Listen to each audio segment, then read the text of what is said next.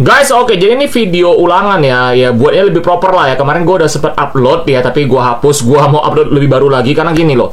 Ada beberapa informasi yang gue dapat update gitu loh. Gue ada update sesuatu, jadi gue mesti bikin ulang video ini dan gue mesti lebih proper lah ya. Presentasikan kepada kalian semua. Oke, gue tahu kalian rindu sama gue. Gue juga rindu sama kalian. Gue pengen peluk kalian semua juga. Oke, jadi gue bakal bantuin kalian bahas saham Amin. Oke, jadi saham Amin itu gampangnya Admindo, tapi bahasa kerennya PT apa nih, gue lagi baca nih, Ateliers Mekanik Indonesia TBK. Keren ya. Lu kok keren banget sih bang? Ya gimana ya, kita belajar banyak gitu loh. Jadi sambil belajar kita ngomong lah ya. Oke, memang keren sih, gue tau gue keren sih. Oke, jadi kita masuk ke dalam topiknya, bukan bahasin gue. Oke, ini buat kalian ya. Nah, company profile-nya. Jadi Amin ini sebenarnya perusahaan apa sih ya, PT Ateliers Mekanik Indonesia ini? Nah, sebelum kita masuk ke dalam inti pembahasannya, gue mau ngomong sebagai pembukaan bahwasannya ini perusahaan yang ngeproduksi boiler. Oke, membuat lah lebih tepatnya. Boleh dibilang kategori sektor manufaktur gitu loh. Nah, mungkin kalian berpikir-pikir, bang, boiler itu apaan sih? Oke, boiler itu banyak guys ya. Boiler itu bisa sebagai penghasil uap, penggerak turbin, pemanas air, pengolahan produksi, dan banyak lagi sebagainya. Ini biasa pengolahan produksi ini bisa untuk apa? Pengelolaan produksi seperti karet, kelapa sawit. Nah, kayaknya habis mention sesuatu sih, kelapa sawit dan karet ya. Menarik sih sebenarnya sih.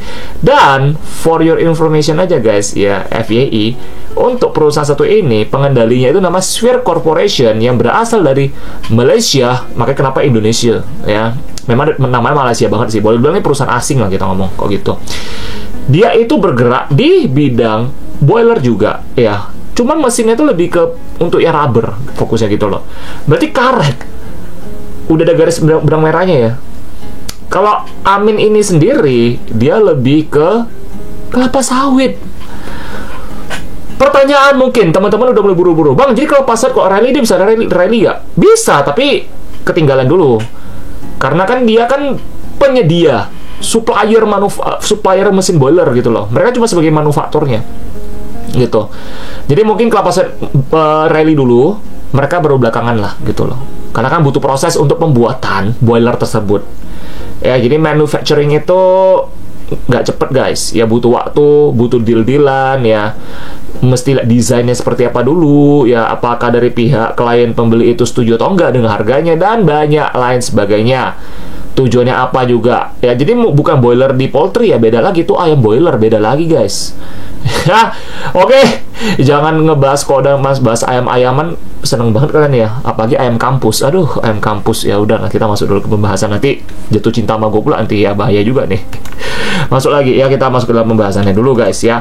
Nah, profilnya namanya itu PT Ateliers Mechanics Indonesia ya, Amin atau Admindo ya, didirikan tahun 1972, IPO Desember 2015. Nah, sebenarnya teman-teman ini udah pada sering tanyakin gua ketika gua nge-live atau bahkan nge-DM gua bahkan, sama Amin gimana.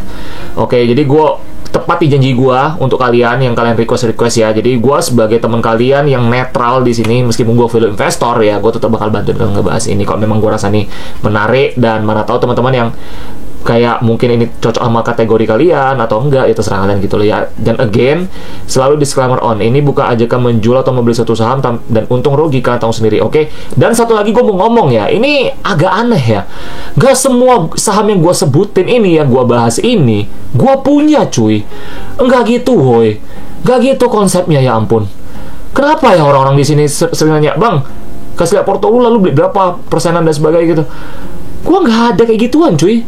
Again, gue cuman, lu kira gue kayak bajingan-bajingan itu, grup berbayar, kelas berbayar yang ngejebak orang dan sebagainya gitu. Oh sorry bro, kelas gue lebih tinggi cuy, itu kelas level sampahan, level rendahan itu semua. Nggak ada isinya, nggak ada dagingnya itu semua. Itu lebih mau niletin duit tuh daripada fokus ke diri lu, nggak ada cuy. Ya, kalau gue pentingin kalian, karena gue dari awal udah komitmen.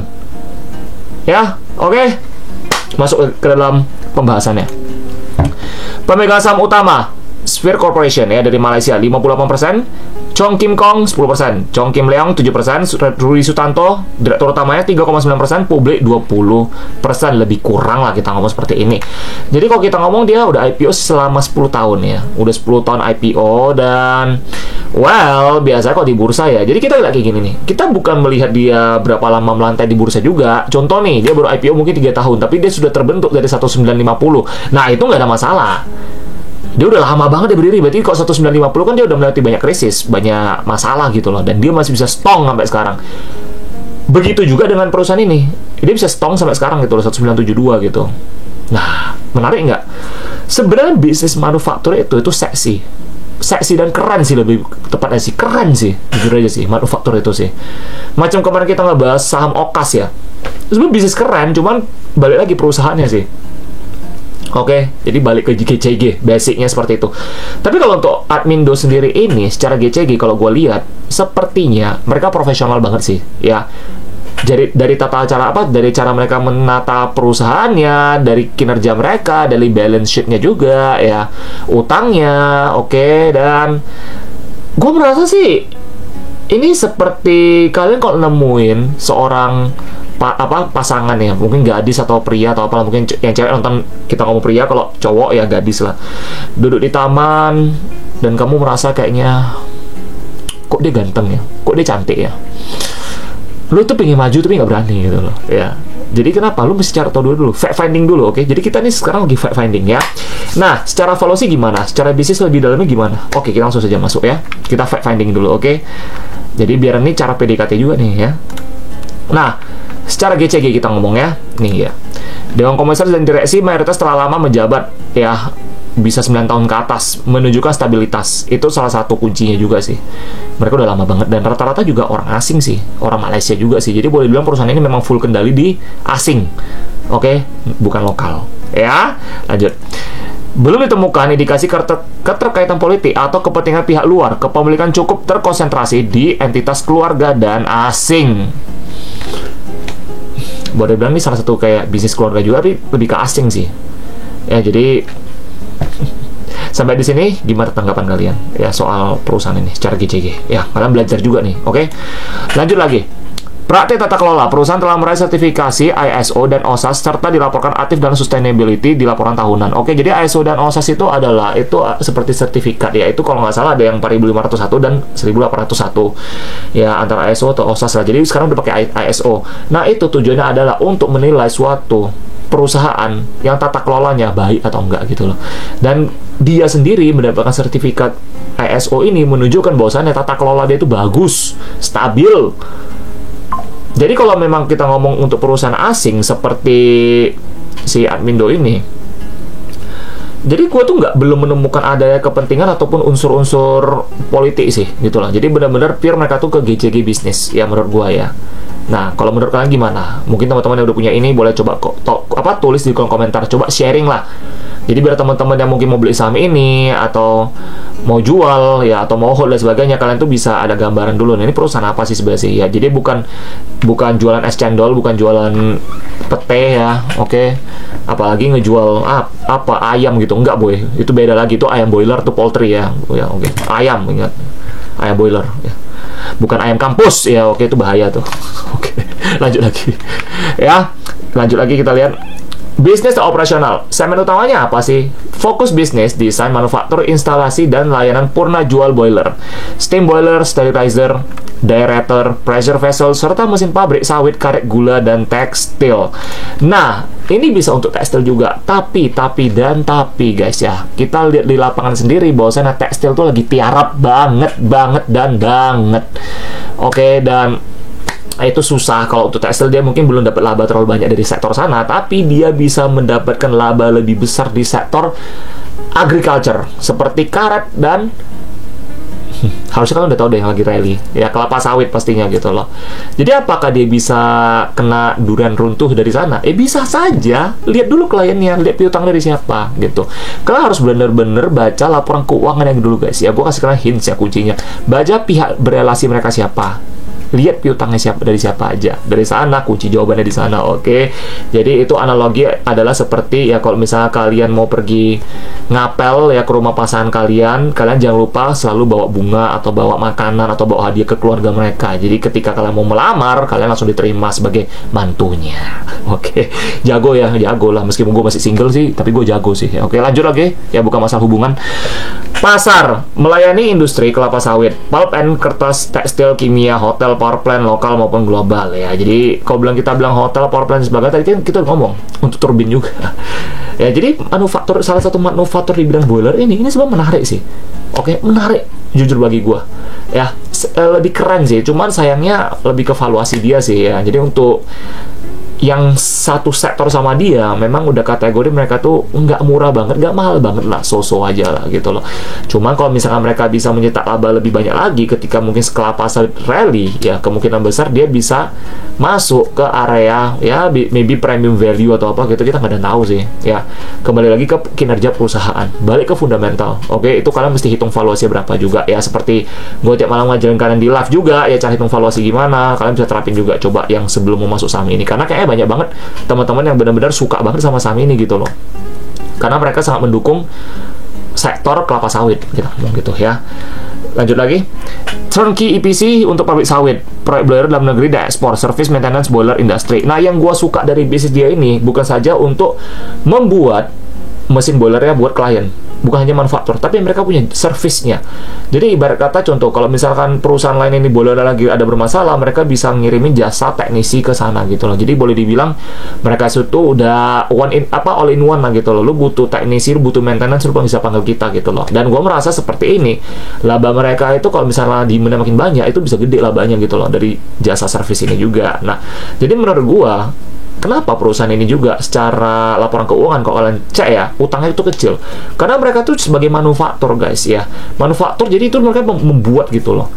Oke, dan paling beban mereka cuma di mesin-mesin manufaktur doang gitu. Beban produksi lah kita ngomong lah. Ya, beban akrual itu dalam laporan keuangan ada semua tuh kalau kalian mau lihat di sana ya. Jangan malas baca laporan keuangan. Bang, lu kenapa keren banget sih makin hari? Ya karena gue belajar, karena gue suka baca laporan keuangan, gue suka analisa perusahaan, proaktif cuy. Oke. Keren kan? Gue tau gue keren sih cuy. Ya, kita lanjut dulu ya. Ntar kalian bisa sekeren kayak gue kok. Oke ya. Gayanya keren, duitnya juga keren. Yo, asik, amin ya. Oke, ya amin sih memang sih. Ya, yuk lanjut. Nah, sekali kinerja gimana? Kinerja dan valuasinya. Untuk kuartal 1, kuartal 2 masih belum keluar guys ya. Memang meskipun hari ini tanggal 31 bulan 7 tahun 2025 ya, secara dia punya kinerja itu kuartal 2 masih belum keluar sih, kuartal 2 nya sih ya, ini tanggal 31 bulan 7 tahun 2025. Oke, ini masih jam 3.50 lah, udah baru saja market close ya, masih market closing lah kita ngomong lah. Jadi kalau kita ngomong untuk secara revenue 90 miliar ya, kuartal 1 net profit 5M, cash flow 8M ya. Dari sini sih sebenarnya oke sih, not bad juga sih ya. Sekarang harga, by the way harga hari ini 31 Juli itu 189, market cap dia itu 204M ya, PBV dia 19 kali ya, 1,09 kali. Jadi secara valuasi sebenarnya ya, setelah gua selidiki sektor industri yang sama dengan dia ini, manufaktur di bidang boiler ya, atau mungkin industri-industri manufaktur lainnya ya, mungkin di otomotif ya. Nah, jadi kita ngomong manufaktur dulu, kata kunci besarnya. PI mereka tuh rata-rata 10-12 kali sih, setelah gue selidiki sih. Dan dia tuh cuma 9 kali. Boleh dibilang dia tuh cukup makan sih. Jadi valuasi dia tuh bukannya mahal banget, bukannya murah banget. Biasa aja, susu aja. Oke lah, fair value lah kita ngomong. Karena dari PBV dia juga, itu udah 1 kali gitu loh. Itu fair value banget. Ya, untuk kinerja seperti dia, udah masuk oke lah. Nggak mahal banget, nggak murah banget gitu loh. Cuman, margin of safety dia, lu jangan berharap bakal gede banget. Enggak, karena dia udah masuk fair value gitu loh ya. Mungkin dia sedang menuju ke over value dia atau premium value dia guys. Oke ya. Nah, lanjut lagi. Prospek kedepannya gimana? Ekspansi ke service boiler dan maintenance industri besar. Sawit, pulp, energy bisa menambah recurring. Nah, kita asik ngomong pulp and pulp. Pulp itu apa sih? Kayak bubur kertas gitu loh. Kayak kertas gulungan yang gede-gede yang digulung-gulung gitu loh. Gua nggak tahu cara nyebutnya gimana. Nanti coba kalian cari tahu sendiri di Google ya. Itu gak kayak mana. Yang pasti yang berhubungan dengan paper juga sama. Jadi dia tuh kayak jadi boiler ini banyak fungsi. Banyak fungsi cuy. Oke, jadi jangan pandang sebelah mata boiler ini. Boiler ini di mana-mana ada, cuy. Jadi kayak gue bilang nih, prospek bisnisnya itu bagus.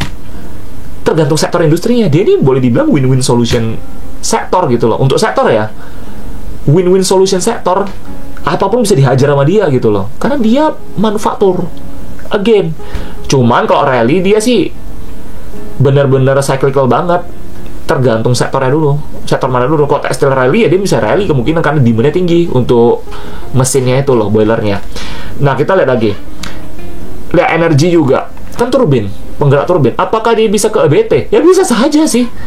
Gak tahu cuy. Mungkin PLTA, PLTM, PLTS, tenaga angin. Ya PLTA juga sih. Double A ya itu ya. Ya. Lanjut lagi. Investasi teknologi, efisiensi, dan sertifikasi kualitas dapat meningkatkan margin. Yes, benar sekali. Jadi dia itu sebenarnya kalau menurut gue masih prospek ke depan itu masih luas banget, masih cerah banget, dan dia itu cuma butuh instalisasi teknologi doang sih. Kayak keep up dengan zaman sekarang lah kita ngomong lah. Ya karena manufaktur ini kalau kita ketahui di Cina itu udah dark factory ya jatuhnya ya. Udah dark factory, jadi mereka tuh udah nggak pakai robot semua. Bener-bener udah nggak ada lagi karyawan gitu loh di Cina ya, dark factory. Nah, apakah kita bisa masuk ke era dark factory juga? Sepertinya masih lama sih menurut gua sih, karena kita sendiri aja lagi banyak pengangguran di luar sana, banyak kena PHK juga. Jadi kita masih harus menyerap tenaga kerja dulu sih sebelum kita bisa ke era dark factory sih, karena tuh bakal sangat wah gila sih, itu bakal lebih, pekerjaan tuh bakal lebih susah lagi dicari gitu loh. Jadi kok menurut gue sih dark factory sih mungkin masih lama ya guys ya, cuma kita nggak tahu sih ya, karena kan terkadang kebijakan tuh bisa berubah-berubah, cyclical juga. Jadi ekonomi tuh cyclical guys, kadang bisa di atas bisa di bawah juga gitu loh ya. Oke. Keren ya, keren. Lu kok keren banget sih kok makin hari ya, berkat kalian juga sih ya, karena kalian asik request saham, gue bisa belajar juga, gue bisa tahu juga gitu loh. Oke. It's just me ya, jadi gue masih belajar juga kok. Oke guys, ya lanjut dulu ya, karena gue investor ya. Oke. Jika revenue tumbuh 10-15% per tahun, profit meningkat. Valuasi dapat merevisi ke PE 12-15 kali. Jadi kalau untuk sektor dia, gue sih lebih concern ke PE-nya gitu loh. PBV sih udah nggak masuk lagi sih, karena dia udah nggak value investing lagi. Soalnya PBV dia pas banget mentok satu kali. Nanggung lah kita ngomong lah. Nah, mungkin pertanyaan teman-teman ya, Bang, kalau misalkan dia nih mau rally nih, apakah valuasinya bisa dikerek tinggi banget? Ya tergantung sih, gini lagi sih. Sangat tergantung sih, karena kalau ini kan gambaran gue doang, belum tentu terjadi juga. Bisa jadi terjadi, bisa jadi enggak gitu loh ya. Harus balik ke kalian sendiri, again, do your own research gitu loh ya. Jangan telan-telan omongan gue juga. Gue tahu gue tuh keren, gue tahu gue tuh jago nganalisa gitu, tapi cuma teman-teman harus sendiri analisa juga.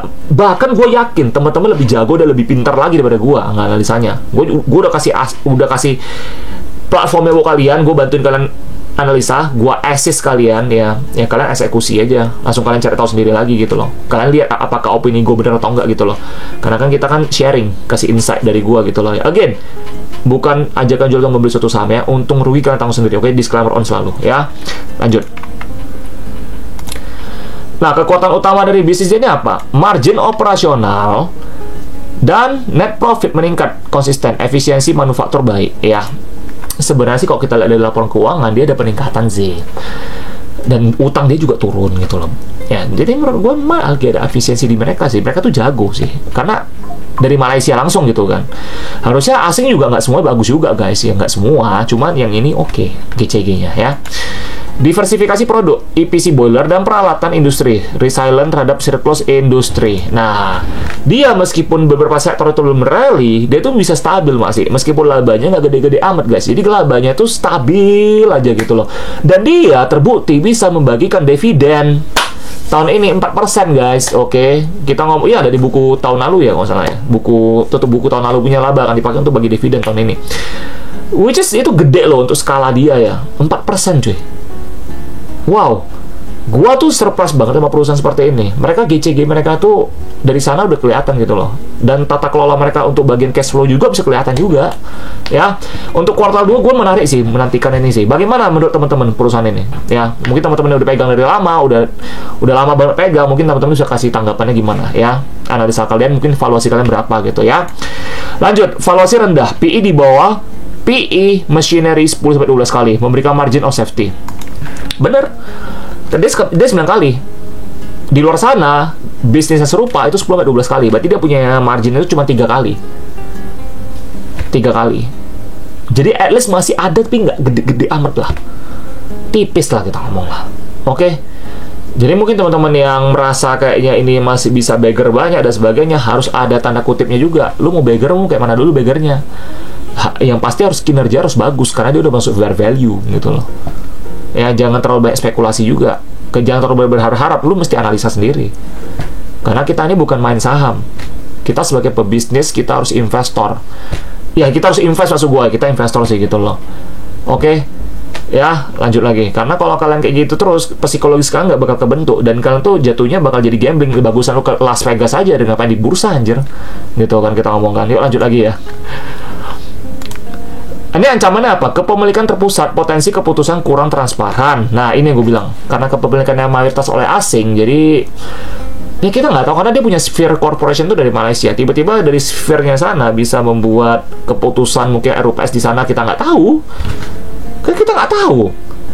Jadi kalau dari sana buat keputusan, nah kita juga nggak tahu gitu loh. Jadi kurang transparan sih jatuhnya nanti sih. Agak butuh extra effort lah. Jadi kita untuk menganalisa perusahaan yang mungkin pusatnya bukan di sini, di luar gitu. Karena nanti dari sana pasti ada keputusan lain lagi, kita nggak tahu gitu ya. Lanjut lagi, pasar industri boiler niche, pertumbuhan terbatas. Dia terlalu niche, tadi gue udah ngomong. Dia ini jatuhnya lebih cyclical. Kita mesti lihat dulu sektor industri mana yang booming, dia baru bisa ikutan. Karena dia ini penyuplai soalnya. Penyuplai infrastruktur lah kita ngomong lah. Infrastruktur untuk mesin-mesin gitu loh. Machinery, penyuplai itu memang rally juga belakangan sih, nggak gitu cepet sih. Karena laba dia nanti masuk kan ketika udah makin banyak ya orderan gitu. Karena manufaktur seperti itu. Skala usaha kecil rentan terkena ekonomi sektor manufaktur. Nah ini dia skala kecil banget sebenarnya sih. Makanya kenapa kalau gue rasa sih kok perusahaan seperti ini sih ya, kalian benar-benar mesti analisa dia punya bagian utang sih. Kalau gue sih lebih takut di sana. Karena kalau kreditnya cuman sama perusahaan-perusahaan pihak berelasi sih nggak terlalu big deal ya. Tapi kalau sama bank itu paling masalah cuy. Karena lu bisa di PKPU masalahnya gitu. Ya bank itu bisa nge-PKPU lu, pemberi kredit, soalnya nanti ada restrukturisasi utang lah, apalah. Waduh, bisa kena delisting atau potensinya gitu loh ya. Cuma secara gue lihat dari balance sheet dia, seperti utang dia aman deh ya. Nanti coba kalian cek sendiri ya, jangan males. Ini teori liar, what if dari gue buat kalian ya. Jadi gue, karena seperti yang kalian ketahui, gue itu paling suka brainstorming ya. Brainstorming gue apa untuk saham satu ini? Bayangin ya kalian ya, Amin tuh meluncurkan model subscription maintenance dan supply parts untuk boiler industry dengan kontrak multi tahunan. Jadi lu bayangin aja, makanya tadi gue di awal gue udah ngomong, kalau mereka ini bisa instalisasi teknologi ke dalam bisnis mereka, itu bakal luar biasa sekali. Bisa bayangin nggak? Semua perusahaan mesti subscribe mereka gitu loh, even dari jasanya atau supply-nya. Jadi lu pakai nggak pakai, mereka tetap harus terima. Keren. Mungkin gua tuh terkenal dengan pemikiran gua yang out of the box ya, yang sangat liar ya. Kok lu gimana sih bisa keren banget berpikir seperti ini? Lo makan apa sih? Ya gue sama sih, kita masih sama-sama manusia, kita sama-sama makan nasi. Cuma karena mungkin mindset gue udah bener ya, mindset gue di bursa tuh udah tahu gue mau jadi apa ya. Mungkin cara investasi gue udah bener, jadi gue cara juga bener gitu loh. Gitu sih guys. Jadi otak gue gampang berputar gitu ya. Jadi bisa bayangin nggak? Nah ya, kalau bisa dampaknya apa? Bisa berubah dari manufaktur tradisional ke platform kontrak layanan boiler, meningkatkan recurring revenue, profit margin, dan menarik valuasi premium dalam beberapa tahun ke depan gitu loh. Jadi lu bayangin aja ya, lu gak ngapa-ngapain, tapi mereka tetap subscribe gitu loh sama jasa lu gitu. Jadi lu bisa bisa bikin stok dulu. Oh ini perusahaan ini mungkin dia mau minta boiler lagi nanti nih, ya udah kita buatin kasih dia dulu. Entar kok dia udah mau order, ya dia tinggal kita kirim masih dia aja gitu loh. Jadi kalau manufaktur ditambah sama subscription itu wow, wonderful cuy, gila sekali menurut gua. Karena mereka bisa kapan aja mau minta supply atau bahkan minta service. Bro, datang sini dong bro, tolong benerin gue punya boiler. Pihak sana nggak usah keluar duit lagi, karena dia udah subscription jatuhnya, macam langganan YouTube gitu loh. Kayak sekarang kalian langganan nama gua lah gitu loh, subscription man. Keren kan? Keren. Apakah perusahaan bisa terapin seperti ini? Nggak tentu. Lo nggak mungkin kan suruh pertambangan pakai subscription kan? Tekor semua cuy. Enggak, tergantung cuy. Kalau untuk manufaktur tipe dia, menurut gue paling bagus pakai subscription. Itu labanya bisa gede itu. Karena di mata klien itu lebih hemat budget. Contoh nih, bagusan gue habis 1M untuk subscribe lo daripada gue habis 2M untuk minta terus sama lo gitu loh. Totalnya kita ngomong lah. Karena kalau subscription, lu pakai nggak pakai, lu tetap bayar. Tapi kan ketika lu butuh banyak, lu kan nggak usah bayar lagi, nggak usah bayar ekstra lagi gitu loh. Karena memang udah subscription, udah under kontrak gitu loh. Jadi di asset man, kita berpikir sebagai pebisnis gitu. Keren ya? Gue keren sih memang sih. Gue keren sih. Lanjut ya. Nah, ini quotes dari gue buat kalian. Kalau lu nggak bisa sabar dengan 1 juta, dikasih 1 miliar pun cuma bikin lu nyebar dosa lebih mahal. Ya, itu quotes gue buat kalian. Oke, mungkin ada yang sadar maksud gue apa. Agak kesentil sih, gue ngerti sih. Cuma ya itulah orangnya. Butuh validasi yang banyak. Udah gagal tapi masih bacot. Well, begitulah kira-kiranya ya. Jadi, gue pengen tahu nih, what is your decision now? Tulis di kolom komentar. Oke, gue bakal baca ya.